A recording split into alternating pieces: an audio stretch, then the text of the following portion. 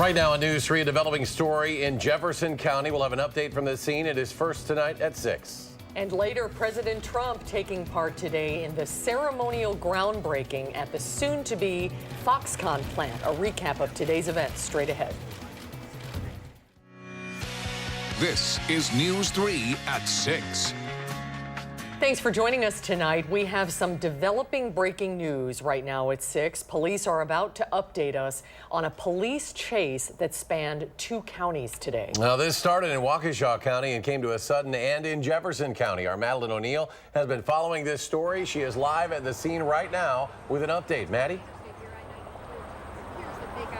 Eric and Susan, we're just east of Johnson Creek here outside of a landfill, about as close as we've been able to get to where a police chase with a van has ended. Now we'll show you video of the van pulled over here. Police tell us it all started about 20 miles east in Delafield. Police there went to a Kohl's department store for reports of a retail theft just before 2 this afternoon. There, an officer saw a rental van outside and a suspect, a woman, run away. Police say 2 men in the van drove away from the store, ignoring the squad car's attempts to pull them over. The officer followed the van but was unable to keep up because of the way the suspects were driving and traffic. The officer last saw the van merge onto I-94 going west. And then here, east of Johnson Creek, video shows the white van pulled over, surrounded by squad cars. And officials are still investigating here this evening, and police tell us the woman who ran away from the Kohl's in Delafield still hasn't been found. We'll be out here bringing you updates as we get them. Eric and Susan. Madeline O'Neill reporting live from Jefferson County. Thanks, Maddie. President Donald Trump back in Washington tonight after spending the day in southeastern Wisconsin on the planned campus of the tech company Foxconn, taking part in the ceremonial groundbreaking. News 3's Jessica Arp has our continuing coverage from Mount Pleasant. This event meant to kick off years of construction in Wisconsin on Foxconn facilities, aiming to change the future of manufacturing in the state. I want to wish you good luck and congratulations on truly one of the eighth wonder. I think we can say the eighth wonder of the world. President Donald Trump lauding the facility Foxconn is planning to be 20 million square feet to produce LCD screens, saying Governor Walker played a key role in securing $3 billion in state funding to bring the technology company to Wisconsin. We couldn't be more proud to have Foxconn's 8K technology LCD panels for the first time ever outside of Asia, made in the USA, proudly here in the state of Wisconsin. Thank you, Mr. President. The president today also briefly touching on his recent dispute with Harley-Davidson, who said they may move some production overseas because of his tariff policies. The president telling Harley in his speech today to not get cute and that customers would be upset if they moved their production. In Mount Pleasant, Jessica Arp, WISC News 3. President's visit also sparking immigration protests in the streets of Milwaukee. Those protests closing down an off-ramp for about 30 minutes. Voces de la Frontera leading that protest, along with almost 40 other groups representing students, environmentalists, civil rights advocates, teachers, and union workers, all participating. Along with rallying about immigration and unions, many protested the Foxconn project itself. Amanda Quintana is in the news center with reaction from those who say it's costing Wisconsin too much money. Amanda? Yes, not everyone saw today's Foxconn groundbreaking as a celebration, especially after hearing that the company is changing their plans for the campus and making those smaller sheets of glass that Jessica Arp mentioned. And that's not what they originally talked about. Democratic Representative Dana Wachs says Governor Walker gave Foxconn a blank check with taxpayer money, and now is the time for accountability. Protesters also upset about the possible change and that the project will cost an estimated $4.5 billion for taxpayers, they say, at the expense of public education and the expansion of Badger Care. They're also protesting the plan to divert millions of gallons of water from Lake Michigan every day to the Foxconn facility.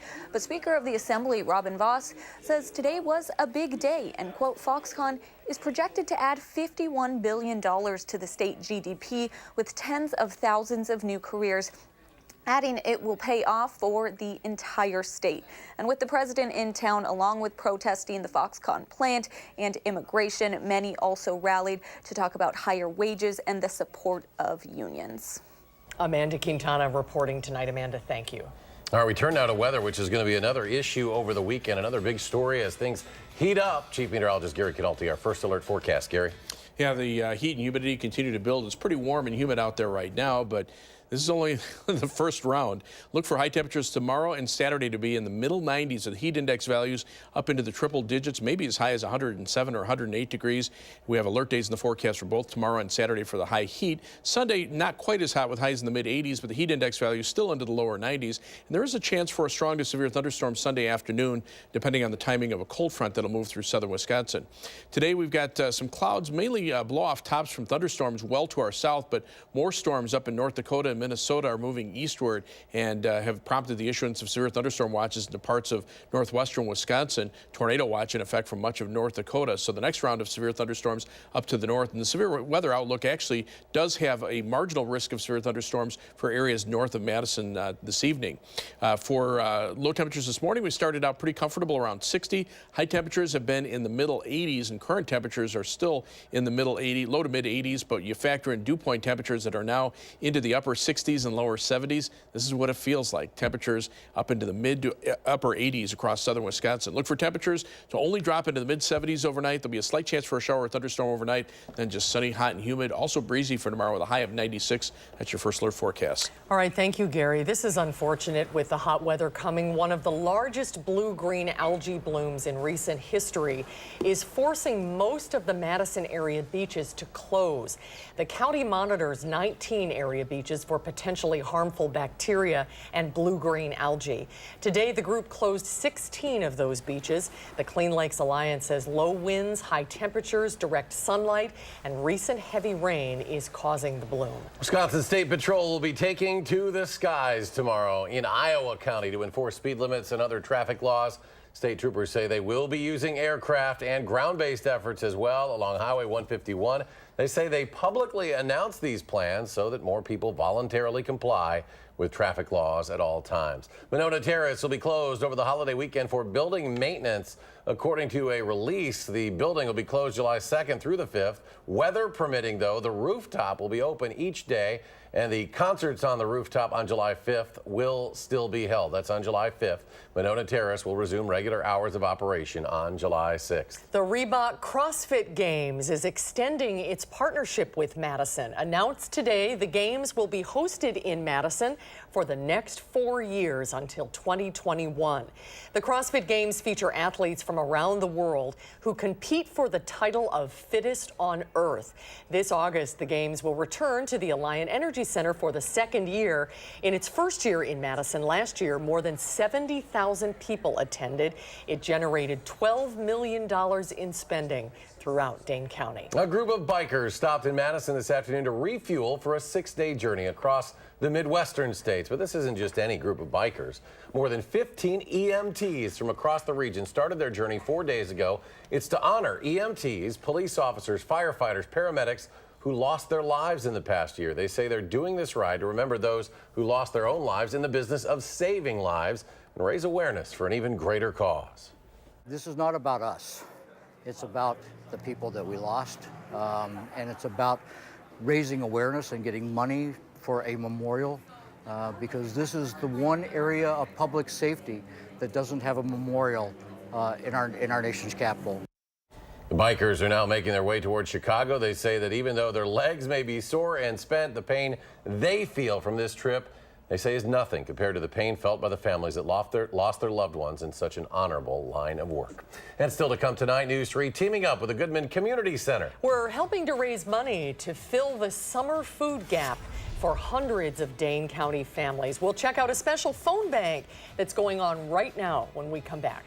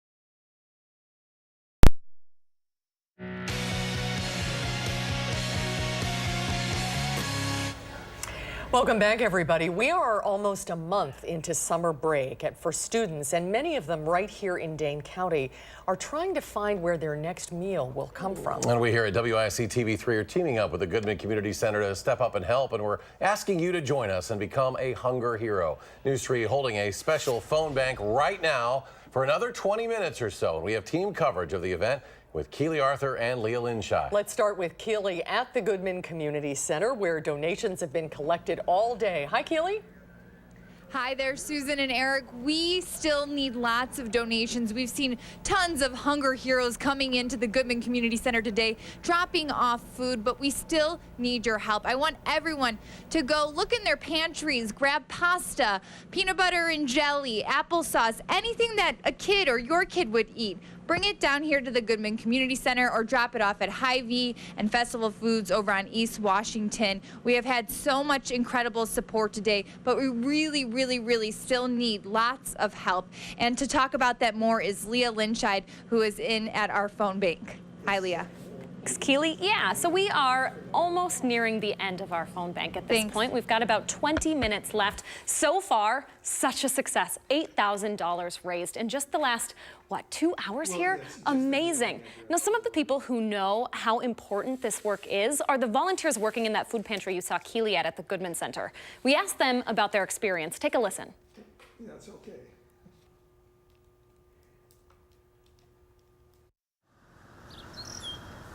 My name is Carrie Carabas, and I've been a volunteer here for 2 years. My name is Bobby Reuter. I work at the food pantry. I just got used to the atmosphere around Goodman, and it's one of the happiest places I've ever been. Does that look like sandwich bread? During the summer, we definitely start seeing more kids come. I've had people come through and have said to me, this is one of the better food pantries. They talk about the environment, the people that work here. Everyone is treated just like a human being. You're just part of the family. All right, okay.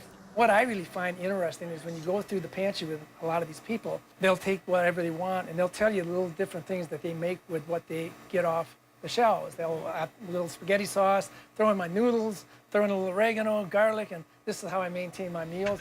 I make macaroni. The patrons are very kind, they're considerate. You know them by their first name, they know you by your first name. They sit down, they talk, tell you about their lives, they ask you about your life. I had eggs in the morning today. You had eggs in the morning today. Do you like eggs? Everybody deserves to be able to eat. No one should be hungry, not in this country, not in this world. All right, folks, you still have about 20 minutes here to give us a call at the phone bank. That number to call right there on your screen. It's 608-274-4000. And that little girl you saw in there, her name's LaCherie. She's 7 years old. She loves shopping at the food bank for her family. And hers is one of 300 families we're trying to feed this summer with those bags of groceries to last over the weekend, all through the next 2 months. So go ahead and donate. Help us out. Become a hunger hero right now. You've got 20 minutes. Take advantage. Take advantage of this opportunity and help those in your community who need it. And Leah, thank you very much. Thanks to everybody. Thanks to everyone who's we know there are a lot of donated people. so far. Yeah, there are a lot of people out there helping out. All this money going to a good cause. Leah Linshai, Keely Arthur teaming up with that coverage tonight. Thank you to both of you. And still to come tonight, we'll introduce you to a woman doing something good for homeless folks in our community. And a potentially dangerously hot and humid weekend on the way, prompting several alert days. We'll tell you just how hot we can expect it to get. Gary's forecast is coming up.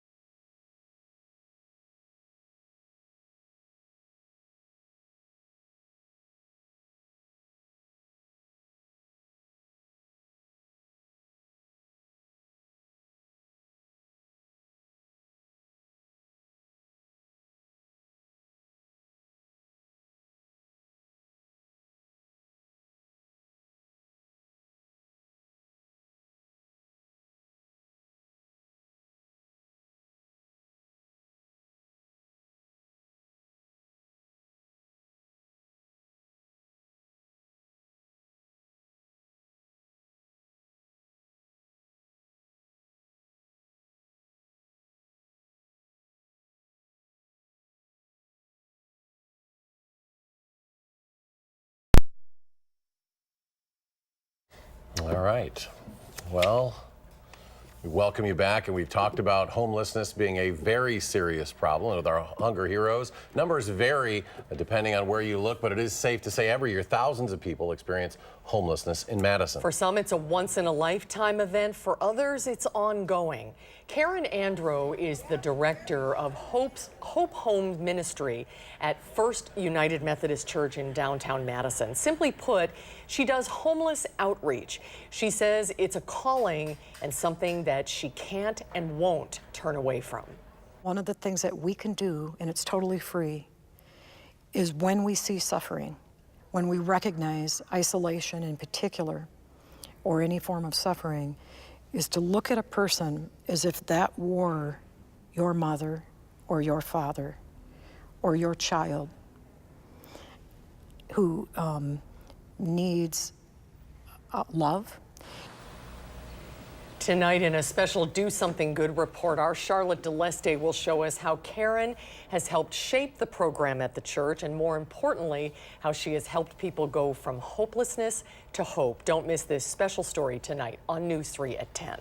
And turning back to a check of our forecast, which we've talked about the heat that was coming this week, and dangerously hot. It'll be here tomorrow, Saturday as well. Temperatures up into the middle 90s. I don't think we've been that even around that hot this summer so far. We've been in the low 90s. But as we take a look at the alert days, we have alert days for tomorrow and for Saturday for high temperatures that are going to be up into the middle 90s. But you factor in the heat, the humidity and the heat index values between 100 and 107 tomorrow and 98 to 105 on Saturday. Sunday, not quite as hot with a high of 86 and the heat index from 88 to 93. Still pretty sticky, and overnight low temperatures staying in the mid 70s, so that doesn't help either. But there is a chance for some stronger thunderstorms Sunday afternoon as a cold front eventually starts to head towards southern Wisconsin, but it's not going to break the heat very much, even when it passes.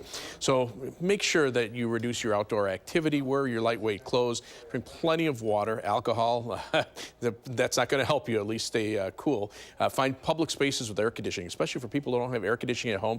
Malls, libraries, good places to go for a while. Take a cool bath or shower just to keep your body temperature down and avoid the hot, strong winds that'll just be blowing through the area. Look for heat warnings, excessive heat warnings in effect for western Wisconsin through much of Minnesota, Iowa, and into Illinois. Heat advisories through the rest of southern Wisconsin back into Iowa. A lot of it just depends on the criteria, but we're all pretty much in the same boat. We're looking at high temperatures tomorrow, middle 90s through most of the central Midwest, even as far north as Rhinelander, temperatures in the 90s.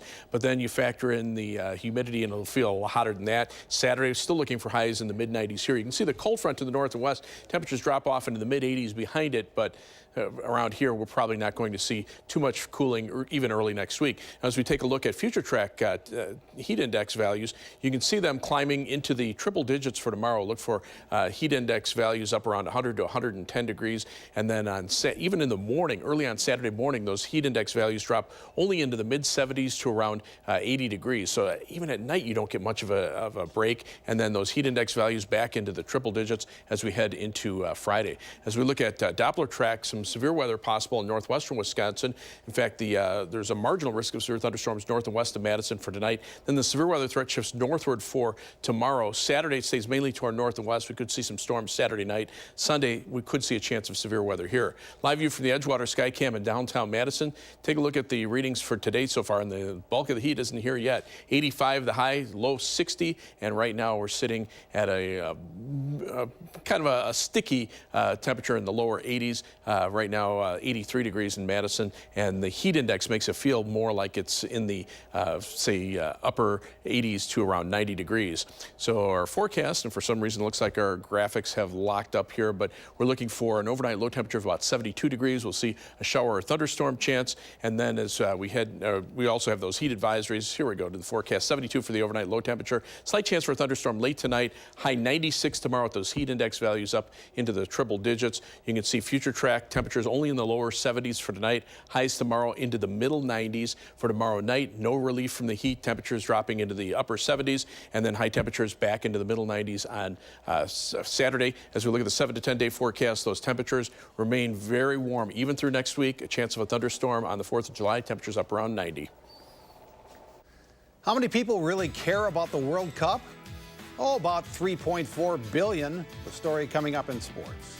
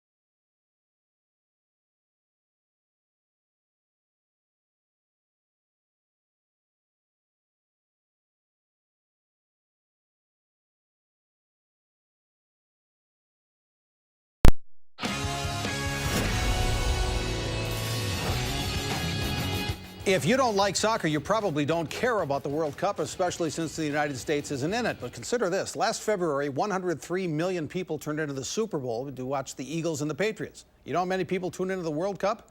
3.4 billion viewers worldwide. Yeah, 3.4 billion, so a lot of people do care. Today, Colombia faces Senegal with a lot on the line. Only one goal in the game, 74th minute. Colombia's Yerry Mina scores. Colombia advances with a 1-0 win. As for Senegal, they tied Japan for points in their group.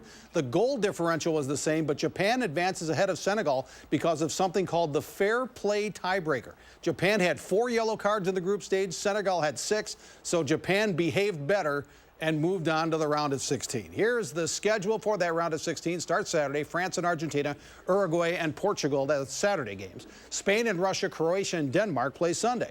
Monday has Brazil against Mexico, Belgium against Japan. Next Tuesday, Sweden, Switzerland and Colombia, England. The quarterfinals July 6th and 7th. The semifinals July 10th and 11th. The final is July 15th in Moscow.